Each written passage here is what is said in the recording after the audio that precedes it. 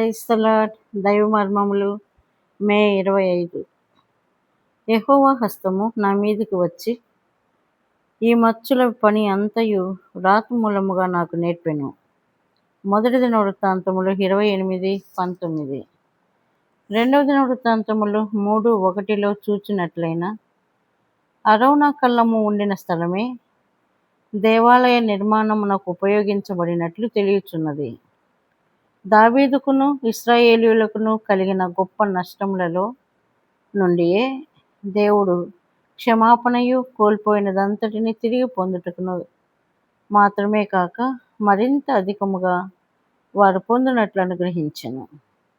కట్టబడనున్న తన దేవాలయపు పరలోకపు మచ్చును దేవుడు దావీదుకు ఇవ్వగా అతని కుమారుడైన సొలొమోను దావీదు తనకు బోధించినదంతయు నెరవేర్చెను.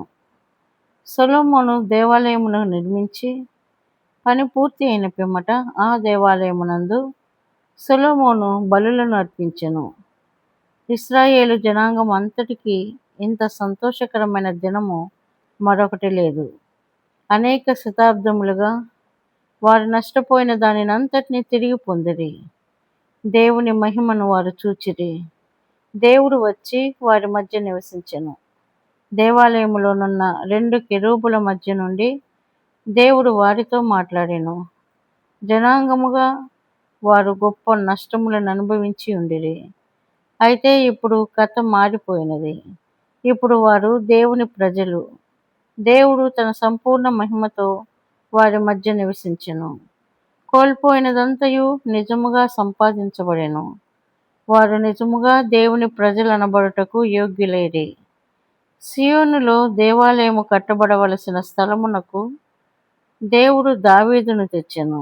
అనగా ఎక్కడైతే తన మానవ జ్ఞానమంతటి నుండి దావీదు విడిపించబడగలడో మరియు సంపూర్ణముగా విరిగి నలిగిన వాడై తన జీవితములోని పొట్టు అంతటి నుండి వేరు కాగలడో ఆ స్థలమునకు దేవుడు దావీదును నడిపించెను. తరువాతనే దేవాలయమునకు అవసరమైన స్థలమును చూపించెను. పని ముగించబడినప్పుడు దేవుని అగ్ని దిగి వచ్చి ఆయన మహిమ దేవాలయమును నింపెను. దేవుడు బహుతేటగా మాట్లాడనారంభించెను. ఇదే సియోను. ఏ హృదయము లేక ఏ సంఘములోనైతే పరలోకపు ఏర్పాటును అనుసరించి దేవుడు ఏలుబడి చేయును అదే నిజమైన సియోను. అట్టి సియోను ద్వారానే దేవుడు తన జ్ఞానమును శక్తిని చూపించగలడు. దేవుని సంపూర్ణ మహిమను అట్టి స్థలముననే మనము చూడగలము.